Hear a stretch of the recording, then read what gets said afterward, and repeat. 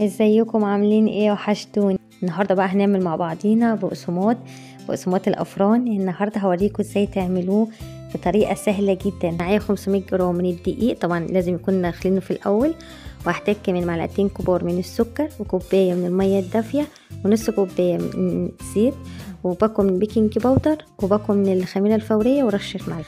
هاخد بقى كل المكونات الجافه دي كلها مع بعض، الدقيق مع السكر مع البيكنج باودر مع الخميره الفوريه مع رشه الملح. هنبتدي بقى ننزل بالزيت، وبعد كده بقى نبتدي بقى ننزل بالميه اللي هي كوبايه من الميه الدافيه. اخر حاجه هنلم بيها العجينه 3-4 معالق من الزيت. شايفين العجينه عامله ازاي؟ العجينه هشه ويعني طريه جدا، وتحسوا ان هي ناعمه. هي العجينه طريه بس مش بتلزق، اهم حاجه ان هي ما تلزقش في. وبعد كده بقى هنغطيها. وهنا بقى معايا سمسم، هضيف معاه 3 معالق كده من الميه، علشان بس لما اجي احط عليه البقسماط، صوابع البقسماط، ان تخلي السمسم يلزق وما يقعش كده من على البقسماط. هنا بقى العجينه معايا ريحت، بس انا سبتها بس 10 دقايق بس، مجرد ان هي تريح.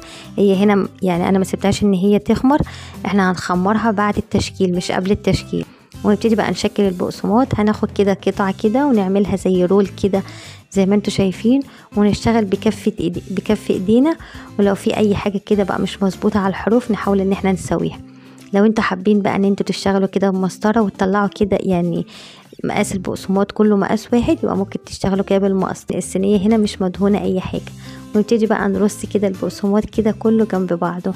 هو بيخش على درجة حرارة متوسطة، بس في الأول احنا هنشغل درجة الحرارة على 200، وبعد ما الفرن تسخن يعني نحاول نسخنها كده قبلها ب10 دقايق. وبعد كده أول ما البقسماط يخمر ويتضاعف حجمه زي ما انتوا شايفين، يبقى هنقلل درجة الحرارة، يعني ننزلها لغاية 160. لو ما عندناش بقى تايمر يبقى هنخلي درجة الحرارة هادية جدا. شايفين قد ايه فعلا هو جميل هش جدا. انا عايزة كمان اسمعكم صوت القرمشة عاملة ازاي. وبس كده، اتمنى ان فيديو النهارده يكون عجبكم. ولو عجبكم فيديو النهارده متنسوش تحطوا له لايك، متنسوش كمان تشتركوا على صفحتي على الفيسبوك بنفس اسم قناتي على اليوتيوب. وبألف هنا على كل هيجرب وصفة النهارده، واشوفكم تاني على خير في فيديو جديد. باي باي.